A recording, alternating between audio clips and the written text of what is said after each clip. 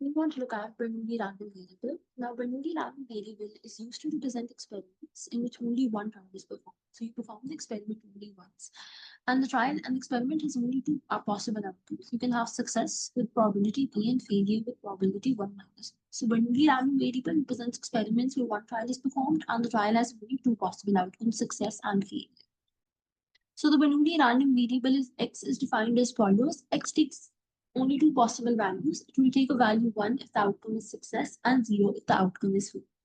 Since Bernoulli random variable only takes two values, we call it a dichotomous random variable. So we're using it to represent experiments where only one trial is performed and the trial has two outcomes. And the Bernoulli random variable is defined in such a way that it takes the value 1 if the outcome turns out to be success and 0 if it turns out to be failure. Now, success is defined in terms of whatever we're looking for. So we may define the Bernoulli random variable to be equal to 1 if, say, success is rain and it takes a value 0 if it's failure and not rain. Similarly, we could define success in terms of a hit. So then the Bernoulli random variable x takes a value 1 if you get a hit and 0 if you don't get hit, i.e.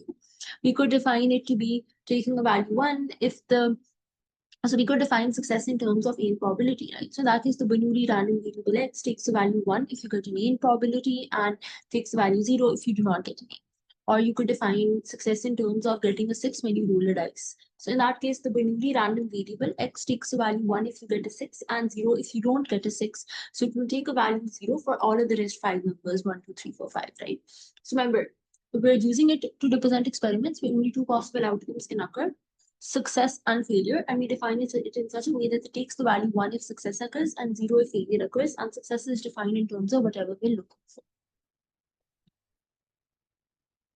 Now the PMF, now if you want to look at the PMF of a Bernoulli random variable, we know in PMF, we list down all the possible values it can take along with the associated probabilities.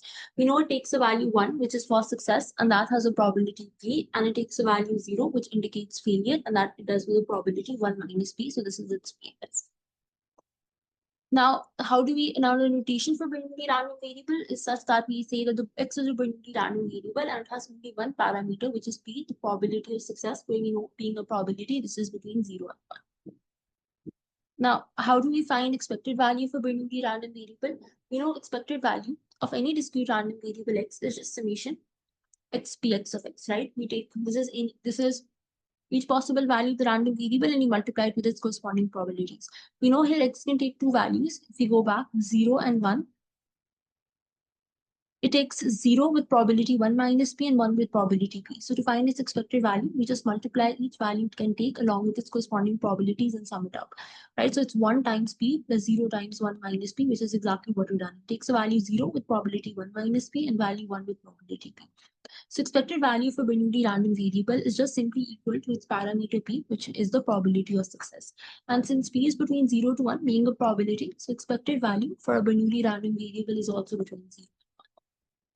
Now, variance of Bernoulli random variable, we know variance of a discrete random variable x is just expected value of x squared minus expected value of x whole squared. This is another form that we derive from the definition of variance.